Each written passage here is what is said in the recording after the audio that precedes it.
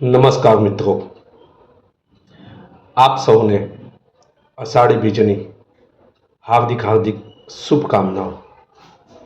આજે આપણે જોઈશું કે ચંદ્રથી બનવાવાળા જે 4 યોગો છે તેને આપણે આ વિડીયોમાં આપણે જોઈશું।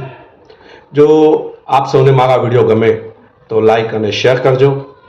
જો આપને આ માહિતી સારી લાગે તો પણ લાઈક અને શેર કરજો।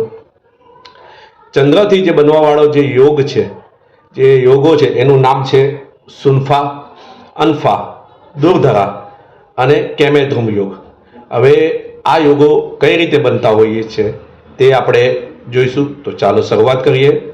સૌપ્રથમ આપણે જોઈશું કે સુનફા યોગ। જો ચંદ્રથી રાહુ, કેતુ અને સૂર્યને છોડીને બીજા બધા ગ્રહો બીજા ભાવમાં હોય તો તેને સુનફા યોગ કહેવામાં આવે છે। તે જ રીતે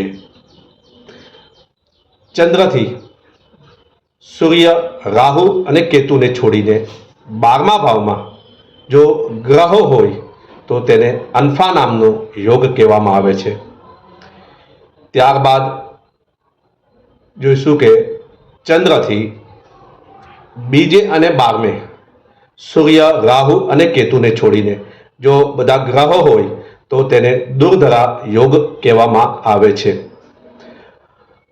ત્યારબાદ આપણે બીજું જોઈશું કે ચંદ્રથી બીજે અને 12મે કોઈ પણ ગ્રહ ના હોય તથા ગુરુની 4મી, 10મી, 5મી, 7મી કે 9મી દ્રષ્ટિ જો ના પડતી હોય તો તેને કેમેધ્રુમ યોગ ગણવામાં આવે છે।